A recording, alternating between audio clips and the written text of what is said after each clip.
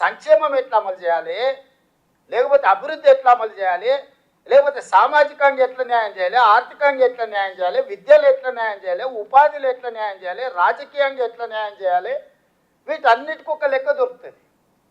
ఆ లెక్క మీరు అడగడానికి ఉంటుంది. ఇది శాశ్వతంగా చరిత్రలో నిలబడిపోయే ఒక కాంప్రహెన్సివ్ డెడికేటెడ్ కాస్ట్ సర్వే.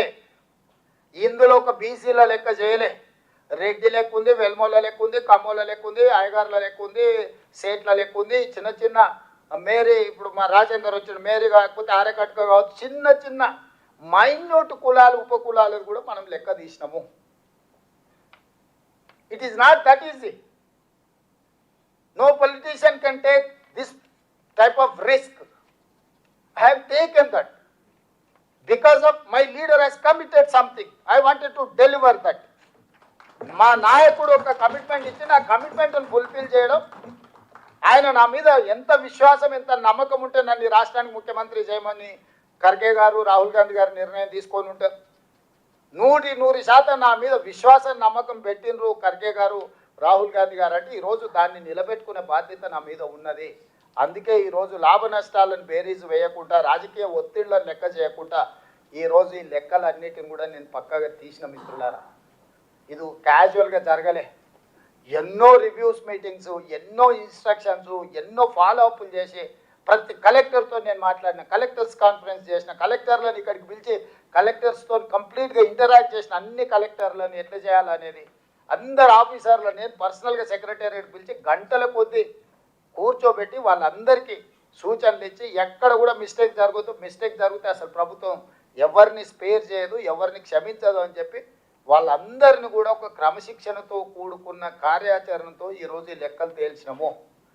ఈ 16 నుంచి 28 వరకు కూడా రెండో విడత ఎవరైతే నమోదు చేయించుకోలేదో వాళ్ళ లెక్కలు వచ్చిన తర్వాత దీనికి చట్టబద్ధత కల్పించడానికి మనం పూర్తిగా నిర్ణయం తీసుకున్నాము. That is final document. ఎందుకంటే రేపు కోర్టు ఏమంటుంది, ఏదైనా పరిస్థితిలో నువ్వు ఫెయిర్ ఆపర్చునిటీ ఇవ్వలేదు, లేకపోతే నువ్వు ఒక ప్లాట్ఫామ్ ఇవ్వలేదు, నువ్వు హడావిడిగా ఏదో లెక్కలేసి క్లోజ్ చేసినావు, ఇట్లాంటి చిన్న చిన్న కోర్టులో ఏదైనా మన అందరికీ ఒక అవకాశం ఇవ్వలేదు నువ్వు అంటారని సెకండ్ ఫేజ్ కూడా మళ్ళీ పూర్తి స్థాయిలో పబ్లిసిటీ కల్పించి అన్ని రకాల ప్లాట్ఫామ్స్ వాడినాం.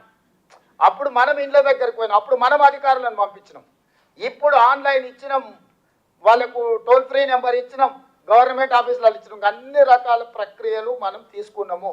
రేపు కోర్టుకు పోయి ఎవరైనా నాకు అవకాశం రాలేదు నమోదు చేయించుకోవడానికి, నాకు ఈ ప్రభుత్వం అవకాశం ఇవ్వలేదని చెప్పనిక లేదు. అందుకే ఈ సెకండ్ ఫేజ్ రీఓపెన్ చేసిన. వాళ్ళంటారు ఇది తప్పు లెక్క కాబట్టి అందుకే సెకండ్ ఫేజ్. అరే పిచ్చోడా, చేసిన లెక్క 100% కరెక్ట్. ఎవరైతే ఇందులోకి 3.1% బయట ఉన్నారో బడి బయట ఉన్న వాళ్ళని బడికి రమ్మని మళ్ళీ పిలిచినాం. బడి బయట ఎవడు ఉన్నాడా, లెక్కలకు రాకుండా చంద్రశేఖరరావు, హరీష్ రావు, తారక రామారావు ఉన్నాడు. జనాభా లెక్కలలోనే లేరు. జనాభా లెక్కల నుంచి కొట్టేయాల్సిన పరిస్థితి వచ్చింది. నేను మా సంఘాల మిత్రులు చెప్తున్నా, వాళ్ళు ఇంటి ముందర పోయి డప్పు కొట్టురు, మేల్కొల్పు డప్పు. మా సంఘాలలో చేసినోని నన్ను తిడతారేదా, చేసినోని నిలబెట్టి లైన్లో నిల్చోబెట్టి లెక్కలు కట్టకుండా. ఇవాళ బీసీ సంఘాలకు నా విజ్ఞప్తి ఒకటి, అరే ఇంత కష్టపడి మీకోసం తల బగల కొట్టుకొని మీకు ఏదో ఒకటి చేయాలా, మా నాయకుడు చెప్పిండు, దీన్ని ఎట్లో గట్లా ఒక పట్టాలు ఎక్కించాలని నేను ప్రయత్నం చేస్తే మళ్ళీ నన్నే రాళ్ళతో కొడుతారు. చేయనోడు మంచిగా బాజాప్తే ఫామ్ హౌస్లో పండుకున్నా వాడే మంచోడాడు. తండ్రి చేయడు, కొడుకు చేయడు, అల్లు